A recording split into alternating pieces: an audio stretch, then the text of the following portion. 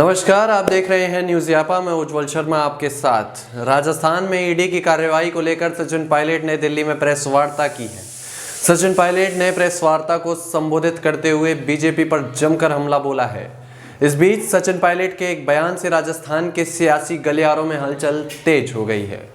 दरअसल आपको बता दें कि सचिन पायलट ने 5 या 6 महीने पहले उनके बीच और मल्लिकार्जुन खड़गे के बीच जो चर्चा हुई थी उसको लेकर एक बयान सार्वजनिक रूप से दिया है।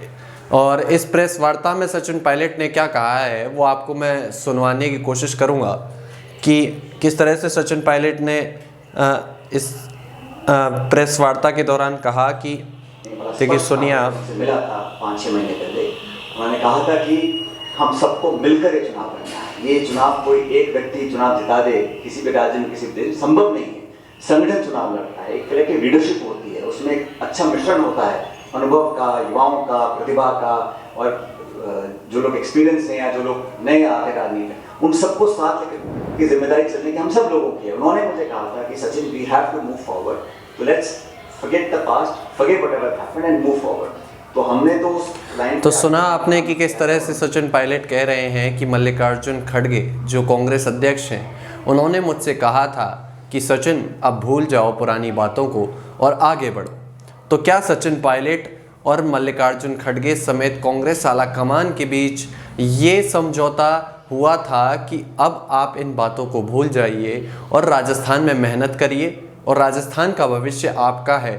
तो सचिन पायलट क्या इन मुद्दों पर, जो सचिन पायलट के मुद्दे थे, तो क्या मल्लिकार्जुन खड़गे और कांग्रेस आलाकमान की तरफ से जो आश्वासन सचिन पायलट को दिया गया है उसको लेकर अब आगे बढ़ रहे हैं? क्या वे एकजुटता का संदेश इसी बात को लेकर दे रहे हैं क्योंकि कांग्रेस आलाकमान की तरफ से उन्हें कहा गया है कि आप चीज़ों को भूलिए, आगे बढ़िए, आगे हम आपको मौका देंगे? क्योंकि ऐसी बात इसलिए कही जा रही है, सचिन पायलट ने आज जब प्रेस वार्ता में कहा कि मैं 5-6 महीने पहले जब मेरी बातचीत हुई मल्लिकार्जुन खड़गे से, तो ये बातचीत तो वही थी जब सचिन पायलट को जनसंघर्ष यात्रा के बाद बुलाया गया था और बैठकर बातचीत करने के लिए कहा गया था।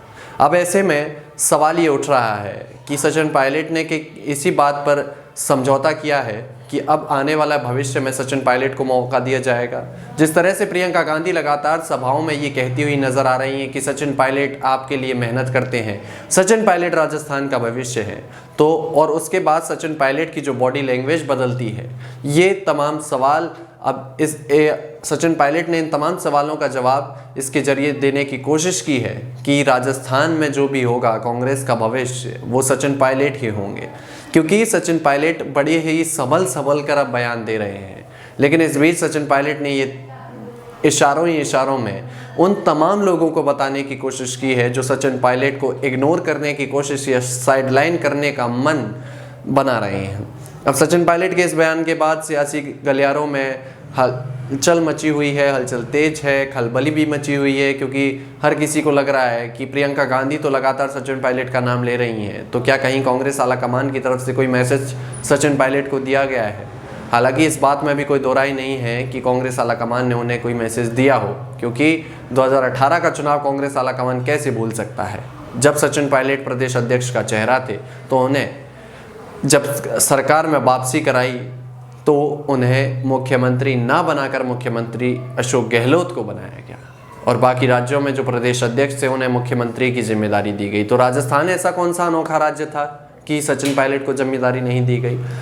अब देखना होगा कि 2023 का चुनाव है, मुख्यमंत्री अशोक गहलोत भी मेहनत कर रहे हैं, सचिन पायलट भी मेहनत कर रहे हैं, लेकिन इस मेहनत का फल किसे मिलेगा ये देखना दिलचस्प होगा। राजस्थान के सियासी अपडेट्स हम आपको देते रहेंगे, आप बने रहिए हमारे साथ। तब तक के लिए नमस्कार।